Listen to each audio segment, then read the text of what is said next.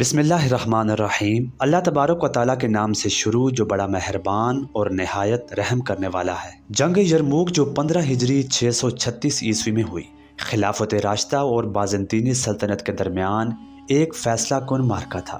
یہ جنگ دریائے یرموک کے قریب لڑی گئی تھی اور اس کی قیادت حضرت خالد بن ولید رضی اللہ تعالیٰ عنہ نے کی تھی۔ مسلمانوں نے تقریباً 24,000 فوجیوں کے ساتھ 1 لاکھ سے زائد بازنطینی فوج کا مقابلہ کیا، جس میں رومیوں کو بھاری نقصان اٹھانا پڑا۔ یہ فتح اسلامی فتوحات کی راہ ہموار کرنے میں اہم ثابت ہوئی۔ اس جنگ کی کئی وجوہات تھیں۔ رومی فوجیں مسلسل مسلمانوں کے ہاتھوں شکست کھا رہی تھی، جس نے انہیں انتقام لینے کی تحریک دی۔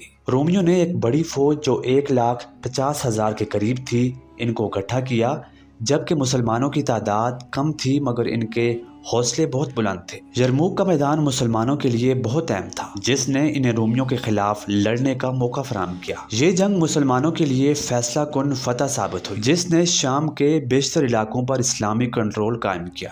اس جنگ میں حضرت خالد بن ولید رضی اللہ تعالیٰ عنہ نے بہترین حکمت عملی کا مظاہرہ کیا۔ انہوں نے اپنی فوج کی صف بندی میں مختلف قسم کی تبدیلیاں کی، جس سے دشمن میں خوف و ہراس پھیل گیا۔ آپ نے دشمن کو مرغوب کرنے کے لیے بڑی ہوشیاری کے ساتھ پیچھے ہٹنے کا فیصلہ کیا تاکہ رومیوں کو یہ محسوس ہو کہ مسلمان شکست کھا رہے ہیں۔ ان کی حکمت عملی میں تیز اور متواتر حملے شامل تھے، جس نے دشمن کی صفوں میں انتشار پیدا کیا۔ جنگ یرموک جو 15 سے 20 اگست 636 عیسوی تک ہوئی، مسلمانوں کے لیے ایک فیصلہ کن فتح ثابت ہوئی۔ اس جنگ میں مسلمانوں نے بازنطینی سلطنت کو شکست دی، جس کے نتیجے میں پورا بلاد الشام اسلامی خلافت کا حصہ بنا۔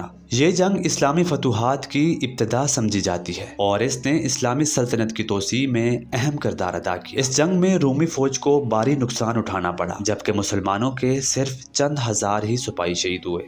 جنگ یرموک کے بعد مسلمانوں نے شام میں اپنی حکومت قائم کرنے کے لیے کئی اہم اقدامات کیے۔ جنگ کے نتیجے میں رومی سلطنت کی فوجیں پسپا ہو گئی، جس سے پورا بلاد الشام خلافت راشدہ کا حصہ بن گیا۔ خالد بن ولید رضی اللہ تعالیٰ عنہ کی قیادت میں مسلمان فوجیں شام کے مختلف علاقوں میں فتوحات حاصل کرتی رہی، جیسے بصرہ اور دمشق میں۔ مسلمانوں نے مقامی آبادی سے صلح کی، جس کے تحت رومیوں کی جان و مال کی حفاظت کی گئی اور ان کے لیے جزیہ وصول کیا گیا۔ اس طرح شام میں اسلامی حکومت کا قیام عمل میں آیا اور یہ خلافت راشدہ کا ایک اہم حصہ بن گیا۔ آج کی ویڈیو میں اتنا ہی، ملتے ہیں آپ سے اگلی ویڈیو میں کسی نئے موضوع کے ساتھ۔